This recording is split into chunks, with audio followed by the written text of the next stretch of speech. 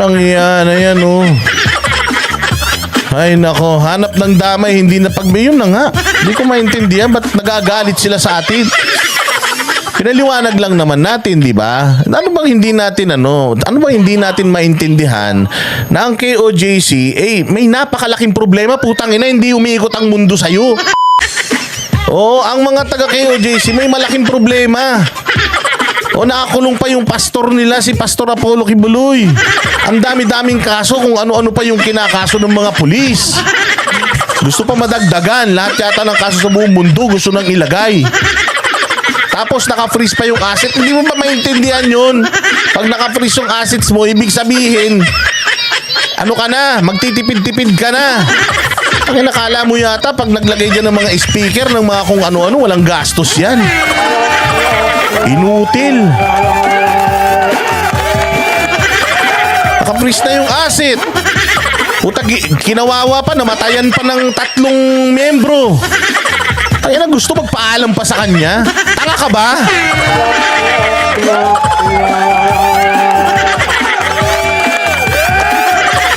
Sabihin pa niya, hipokrito daw kami, nagmumura kami. Gago, di naman kami taga KOJC. Kami nga anti-kapagmura ng KOJC. Mga KOJC defenders kami. May defender ba mabait? Gunggong? Okay ng inang utak nito. Ang ina, ano yung utak mo, taho? Ang ina, kakasinghot nyo kasi.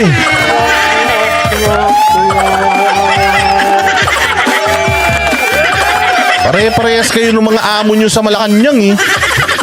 Ang ina, mga parang sa equalit na yung mga utak nyo, tuyo na.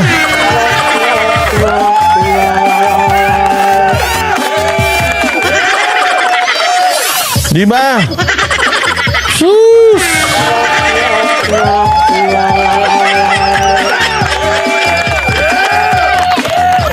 Tatag lang, antayin nyo lang, saglit lang. Tagal na rin naman tumulong ng KOJC sa bayan, hindi naman sila nanunumbat. Oo, medyo pabayaan lang din naman natin sila, Arlene, umbahin. Salamat, pabayaan naman natin sila makarecover muna. Tapos, problemahin muna nila yung problema niya. Huwag yung problema mo, puro yung problema mo na lang iniisip. Gusto mo, problema mo, problemahin pa nila. Pagod lang pala yung sinakripisyo mo, eh. Tangina, binoto-boto nyo yan, eh.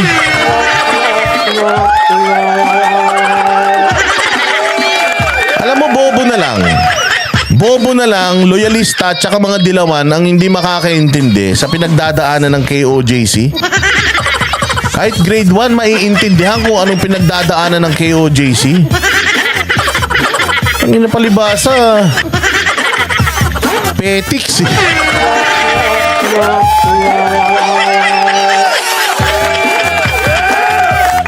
Okay na yun, nakatulong na yung tao sa atin, ayos na yun.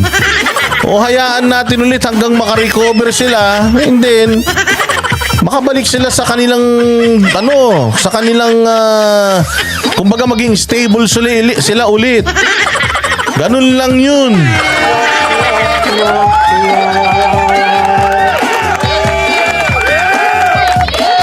Di ba? Kalma lang, kalma lang. Ano ba yung sinasabi? May nakikita pa akong shut up na lang kung swelduhan. Ganun talaga. Utang ina, ikaw nga, eh. Binabayaran ka rin naman. Kami, swelduhan kami talaga ng semen natural. Angkor kami, tanga ka ba? Kami siya, shut up. Pag kami magsha-shut up, ang bait-bait ng KOJC sa amin. Mahal na mahal namin ng mga taga-Kingdom of Jesus Christ. Mahal na mahal kami ni Pastor, mahal na mahal din namin siya. At 10 ng lahat ng mga miyembro ng Kingdom of Jesus Christ. Anong shut up? Ulul! Putangina mo, kahit saan tayo makarating. Hindi kami katulad nyo, nanggagamit lang. Kami, hanggang kamatayan, kahit muntik na kami mamatay, putya laban. Hoy, Erica Burgos, magandang gabi sa'yo, nakaka-comment ka na. Huwag tayong utak diktador. Ang ina, sabi ko na nga ba, mga loyalista pa rin ng mga utak nito eh. Oo, mga diktador pa din eh. Mayaan nyo na lang. Ang dali-dali lang naman eh. Ang dali lang naman. Maraming salamat kay OJC ha. Alam ko may pinagdadaanan kayong malupit ngayon. Kasama nyo kami dyan. Oo, alam namin may pinagdadaanan kayo.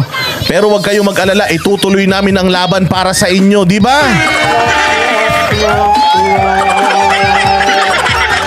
Ipaghihiganti namin kayo. Yung ginawa nila sa inyo, yung panglalapastangan nila sa inyo, alam ko naman na talagang pinilayan nila kayo. Huwag kayong mag-alala. Lalabang kami para sa buong Pilipinas. Ganon.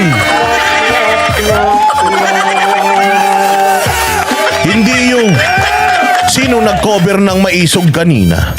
Sinong nag-cover? Ang ina, di coveran mo.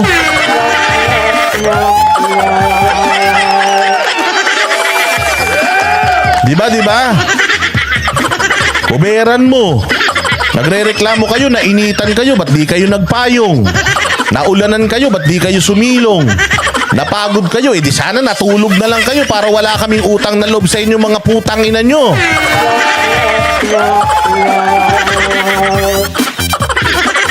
Diba? Ganun lang yun, di sana nagbakasyon ka. Maniwala kahit mawala ka isang taon, di ka hanapin.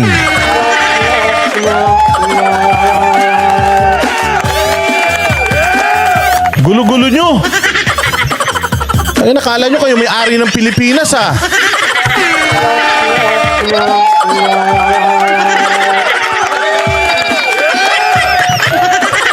Dami alam.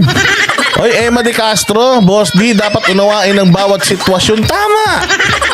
Unawaan tayo. Halimbawa, ikaw. Oo, nagkasakit ka. Halimbawa, nagkatulo ka. Hindi ka muna makakasama. O di intindihin namin hanggang gumaling yung tulo mo.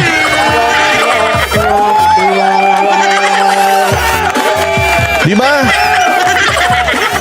Sabi ni Yani B, I'm sorry, but grabe naman magmura ito. No offense. Okay lang yun.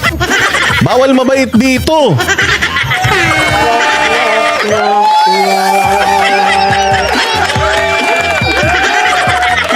Ba?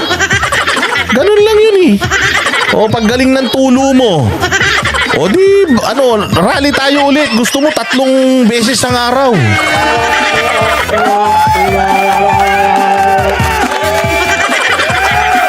O, gusto mo 3 times a day. O, para may isa katuparan natin yung pangarap mo. Yan ang Banateros, walang inuurungan. Pag tama palakpakan, pag mali ay babanatan. Yan ang Banateros, boses ng ordinaryong Pilipino. Banateros ay walang maka